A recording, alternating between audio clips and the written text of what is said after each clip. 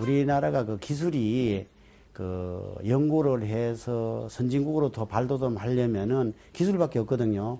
그래서 우리가 주 목적이 한국의 그 가장 뛰어난 기술자들을 모집을 해서 그분들과 연구 개발을 해서 우리나라를 부흥시키자 하는 그런 모토에서 시작을 했어요.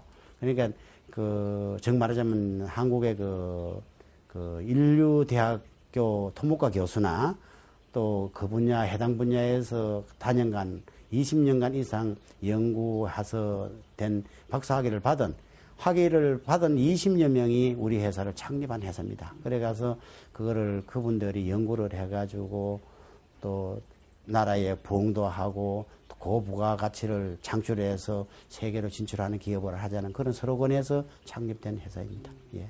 그 우리나라의 기술이 사실은 이게 지하 터널, 토사 터널 쪽으로는 항무지나 마찬가지였습니다. 그런데 83년도에 제가 벨기에 가서 스메타라는 회사에서 기술을 도입해가지고 우리나라 현실에 맞게 기술을 개발해서 보급시키기 시작한 게 이제 모토가 된 거죠. 그 이후로 우리 기술을 모방해가지고 한 회사들이 우리 회사의 기술을 가지고 쓰던 사람들이 많이 모방을 해가지고 하고 있지만은 그 사람들은 별 성과가 없는 걸로 알고 있습니다.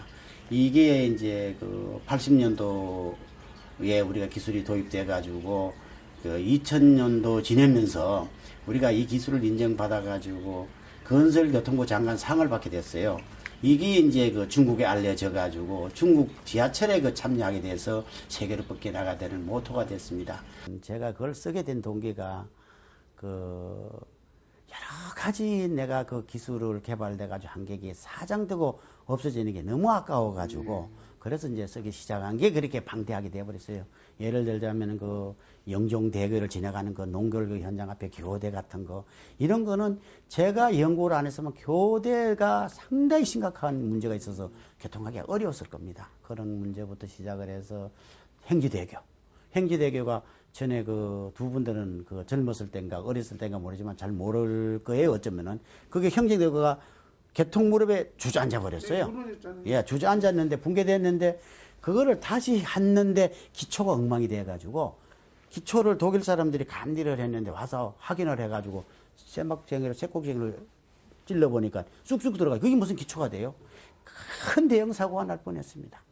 그거를 제가 개발을 해서 했던 거 하고 그런 것부터 해서 내가 그냥 두고 가기가 너무 아까운 사연이 많아가 쓰다 보니까 대작이라고 보다는 소작이지만은 참 엄청난 방대한 자료를 쓰게 됐습니다.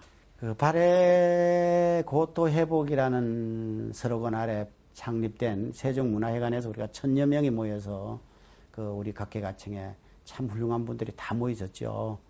해서 창립을 했는데 어떻든 간에 현재 지금 여의도에 땅 40배 정도를 확보를 해서 농사를 짓고 있습니다. 그러니까 앞으로도 지속적으로 이걸 해서 앞으로 해야 될 게 나라에서 하든 누가 하든 해야 될 일이 경제 영토를 넓히지 않으면은 전쟁으로 해가지고 땅을 한 치도 뺏을 수가 없습니다. 이제는 그렇죠. 세계가 다 유엔이 있고 그러기나. 그러나 경제 영토는 가서 농사 지어가지고 우리가 갖고 돌아서 먹고 살면 그게 우리나라 땅이 되는 거죠. 그런 거를 생각을 해서라도 해야 되지 않겠나 이런 생각이 들고요. 가장 중요한 계획을 이야기하자면은 다문화도 도우고 연해주에 있는 고려인도 도우고 또 심양에 가서 지하철을 하고 하는 그거 자체가 휘발유값 없이는 안 되는 거죠. 기업이 살아야 되는 겁니다.